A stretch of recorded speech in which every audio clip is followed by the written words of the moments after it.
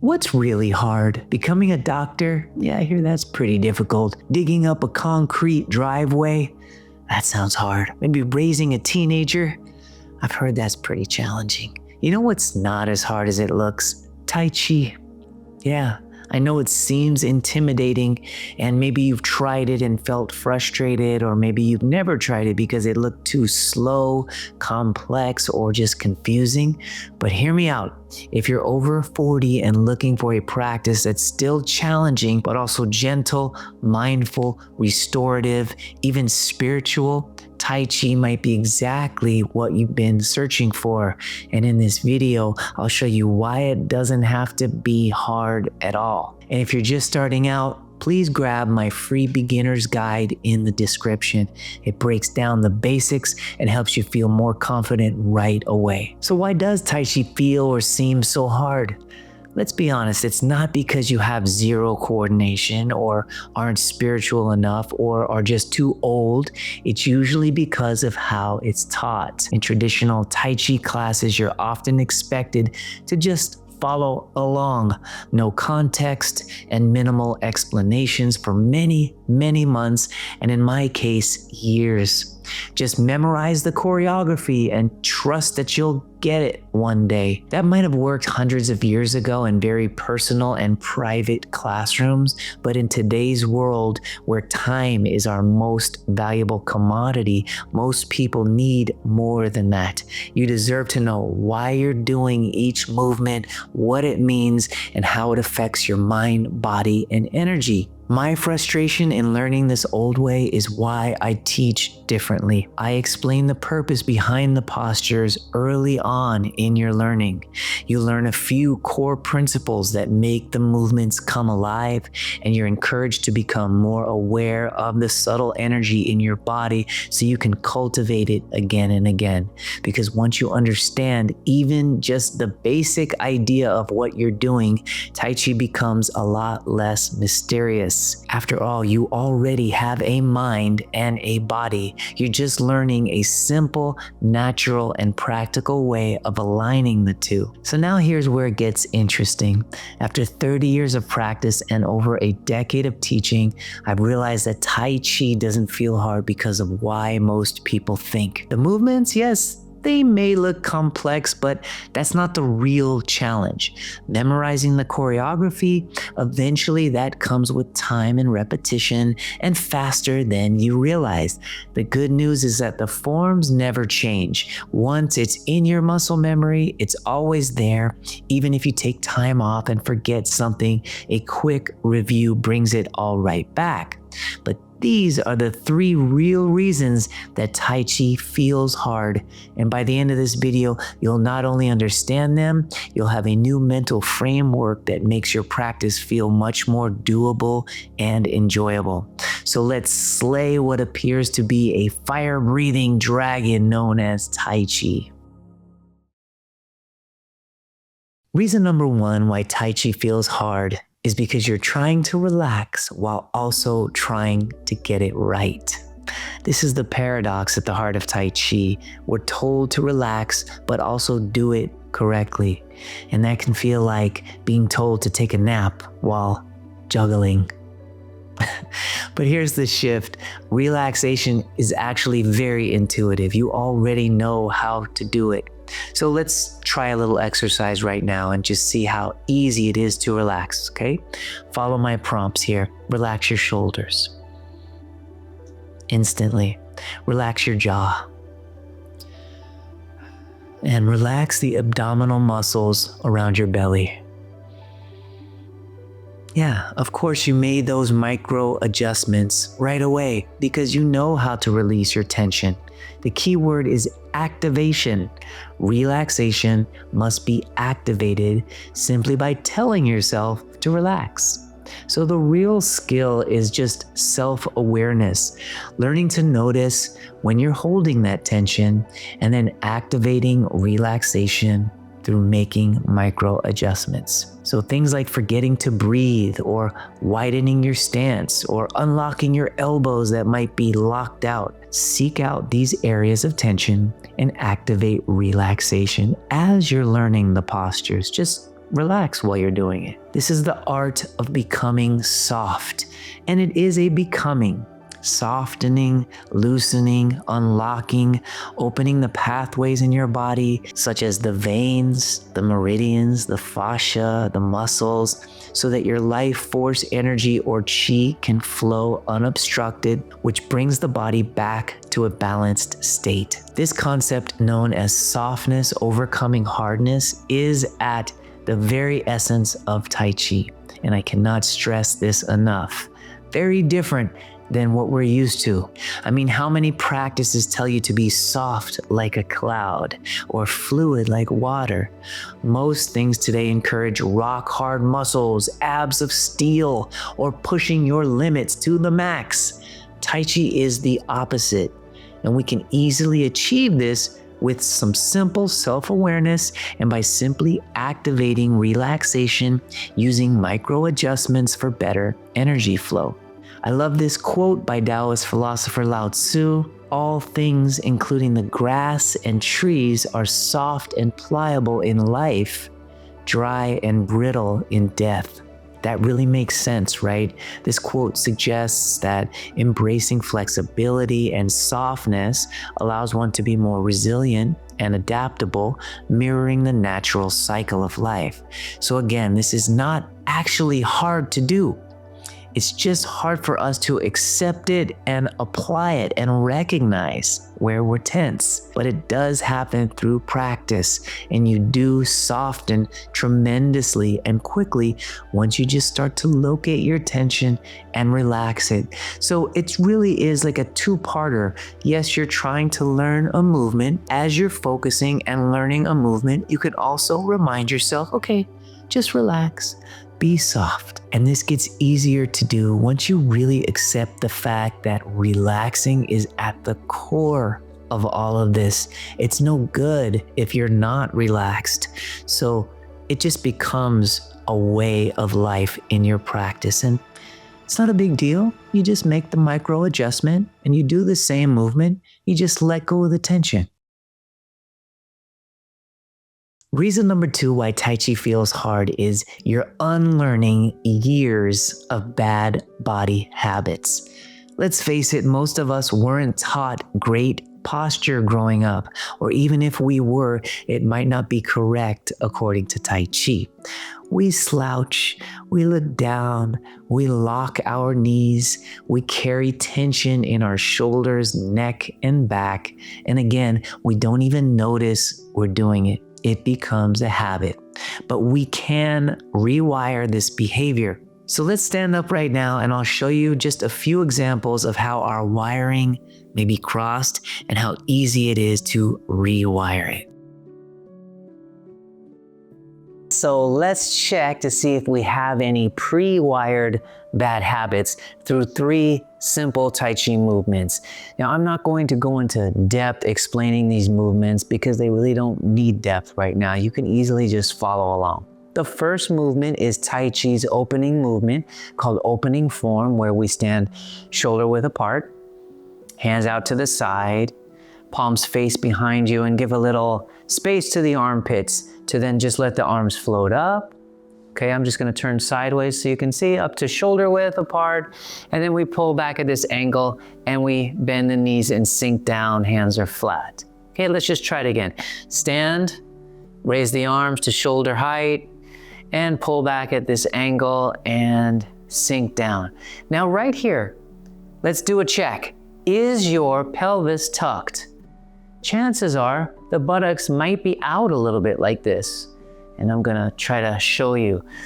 We want our pelvis tucked, but we don't have that wired into our body. We typically stand like this. Well, that's also that pinch in the back, that strain in the lower back, having that little arch back there is actually blocking the flow of chi to your lower half and can cause a lot of back pain. So just a simple pelvis tuck while we do this movement. Let's try it again, making sure that pelvis stays tucked. Just raise up, stand, and now just sink with a straight back, slightly tucking the pelvis.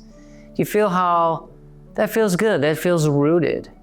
And so, very simple. Let's try it again just to do it right again. making that adjustment, sinking, but keeping the pelvis slightly tucked up, eliminating any lower back pain, feeling really connected to the ground in this sunken position. So that's very easy to redo or just to do, just by reminding yourself to tuck the pelvis.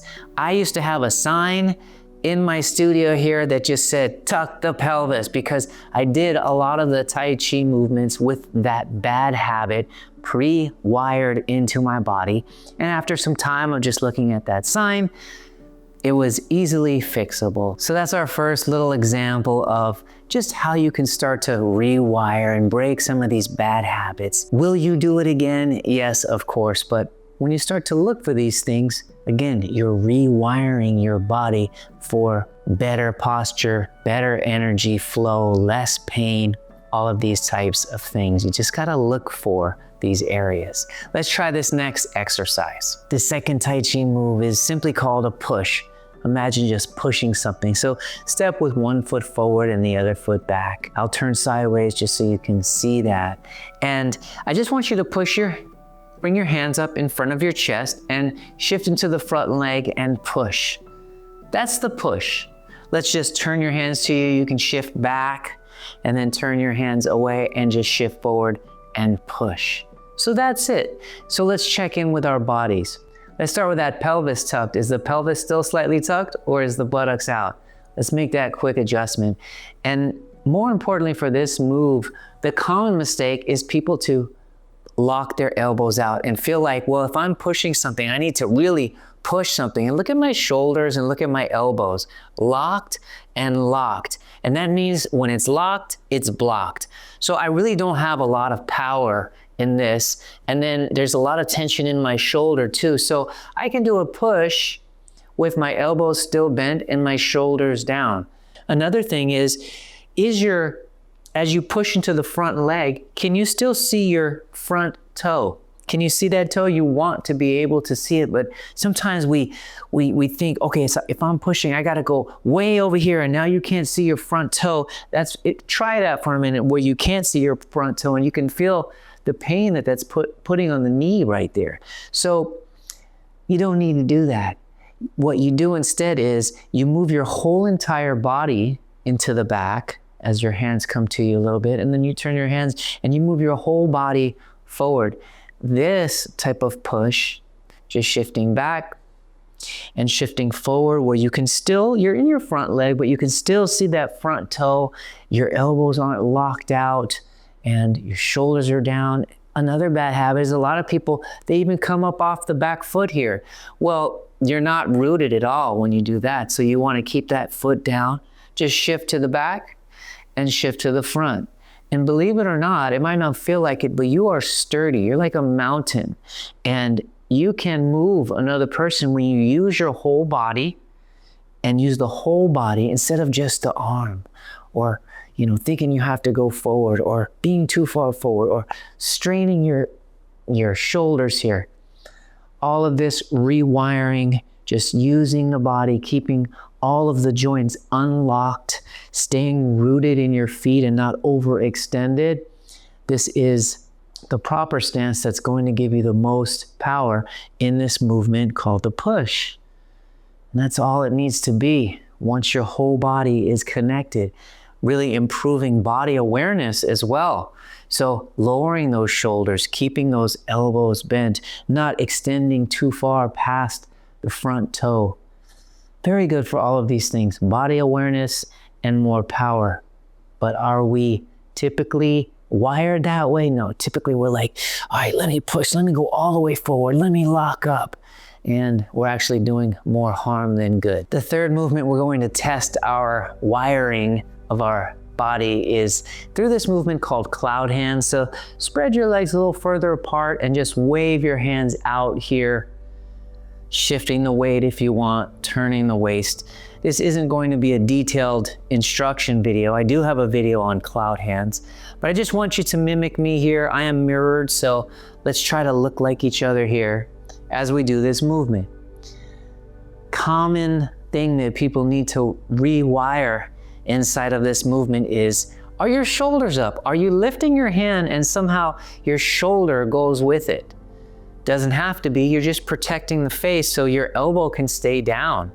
But some people tend to lift their shoulder, very common thing, but all of a sudden your ribs are exposed, or they'll have their elbow out like this, thinking like it's some sort of dance, but now your ribs are exposed, your shoulder tends to go up when your elbow goes up. So lower your shoulders, lower your elbows, and do the same movement. Protect that face, incoming force coming to the face that you can connect with.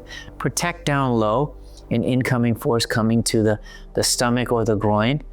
But just stay relaxed in the shoulders, unlocked in the elbows pointing down. It's just a small thing, but small things really make big differences. So again, did you notice that your shoulders were tense? And could you just let it out by dropping the shoulders and instead bend that elbow to get up there? You don't need to bring your whole arm up. Just block in front of the face, connect in front of the face to something that's coming in. Okay, so very simple example, but again, I'm curious to see if you were doing it with unnecessary tension that was just pre-programmed into your body. So let's have a seat and talk about that a little bit more. So maybe you got an A on this pop quiz of bad habits unbeknownst to you, or maybe like most people, you can see that there are some corrections that need to be made, and this is totally where you're supposed to be. It's just about becoming aware of these habits. The corrections themselves are actually very easy. You'll feel immediate relief and flow, and those subtle shifts do add up to very powerful changes in your posture and your energy. So it's just about acceptance that, okay, I see that there are some things that I need to rewire, and then you just go about doing it, and it's really not that difficult. And if you want to start applying some of these principles right away, especially the one about relaxing while moving, I actually break that down as one of the 3 core principles inside of my free beginner's guide called Chi Foundations. It's a short, practical PDF that helps you understand Tai Chi and Qigong from a place that is clear and empowering. You can download it for free at the link in the description below. And the final reason why Tai Chi appears to be too hard is you are being too hard on yourself. Yes, we can often be our biggest hindrance. And this one's a big deal. It shows up in 2 sneaky ways. First, feeling guilty or beating yourself up for not practicing enough.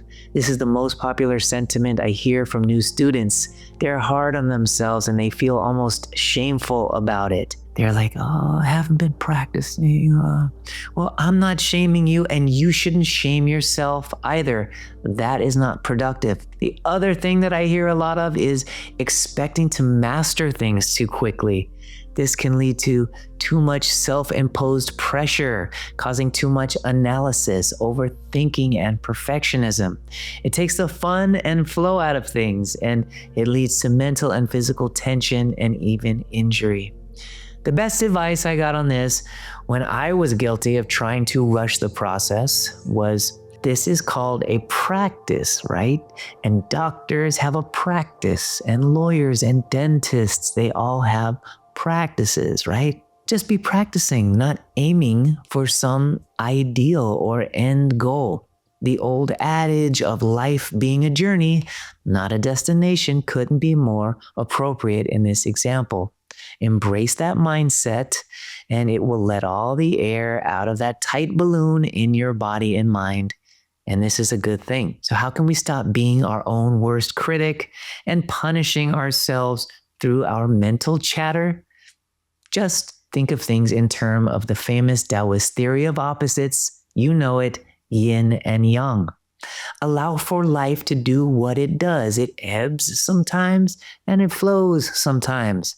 Sometimes the timing of things just isn't right, and things come up and we have to make those adjustments, and you just can't perhaps keep consistent. That's okay. Things happen. Sometimes we're in pain, sickness, or stiffness, and we don't even know why or how that happened. But it does happen, so we need to make those adjustments. We experience delays. Our bodies and our lives are organic, and we can't expect things to run like clockwork. Or maybe the opposite. Maybe you know it's time to give yourself that little push to jumpstart things. Just a few minutes of exercise is needed. And so you can just push yourself just a little bit, and you know you need to be a little bit more active. So you just start small and you get it done. You give yourself 5, 10, 15 minutes, and you feel glad afterwards that you did. Bring the theory of yin and yang into your life. Recognize and accept what phase you're in, and just go with the flow without your thoughts getting in the way. That is finding balance. So just to reiterate, if things aren't working out and there's some lapses in your practice, that happens. If there's been too long of a lapse in your practice and you know you need to just get back into it, don't overthink it. Just start. Give yourself some time and you'll be back into it, and be glad that you are. So whether there's so much going on in your life, or you're in a transition phase or a healing phase, just accept that and be there where you are. Don't give in to FOMO, which is fear of missing out. Instead, realize that fear actually stands for false evidence appearing real. The best part about yin and yang is that it signals that no matter where you are, it's going to change. So be comforted by this universal law of change and just go with the flow wherever you currently are. So what have we learned in this video? Let's distill it down into a couple basic points. Tai Chi is an incredible form of movement for sickness prevention, restoration, and longevity. The juice is absolutely worth the squeeze. We just have to understand how to grow the fruit under the right conditions. Knowing even just a little bit about the function or purpose of the movements, just one application or one energetic benefit can completely transform your learning experience. It gives the practice meaning and makes it stick. And memorizing the choreography, it actually does happen. It's no mystery, it's just repetition, just like a learned choreographed line dance. The great thing is the movements never change. Once it's in your muscle memory, it's yours for life. And then we got into the 3 deeper reasons why Tai Chi feels hard and how to shift them. Reason number 1, you're activating relaxation while also trying to get it right. But relaxation isn't being in a meditation. The real skill is just seeking out tension and just releasing it with micro adjustments. Nothing pretty, just practical. That's how energy flow gets moving for healing to really begin. Reason number 2, piggybacking off of number 1, you're actually rewiring your body's bad habits. Life has forged us into positions and postures that don't necessarily have our best interest in mind. Embrace the rebuild, because these changes and corrections are actually quite natural and simple, and the results have you literally reinventing your body and its overall health. Reason number 3, you're just being too hard on yourself. Progress doesn't come from guilt or perfectionism. It comes from showing up when you can and when you're ready to. When you do, you will always be glad you did, and that becomes addictive as you see real results in your body, emotional balance, mental clarity, and overall vitality. Have patience with yourself and let your practice just ebb and flow like life itself. That's the true wisdom of yin and yang. You might also just be feeling like you're ready for some hands-on guidance that has compassion and insight, some fun, and just makes it all feel easier. Well, that's what my 4-month Tai Chi transformation program is all about. We meet weekly, and gradually we actually get this practice into your body, your mind, your spirit, so that you can continue it on and really understand what it is cultivate it for the rest of your life. So I have that link in the description as well. And if that's something that you just know you're ready for right now, click that link and learn more. Thank you for watching this video. I hope it gave you some new perspective on this very transformative practice.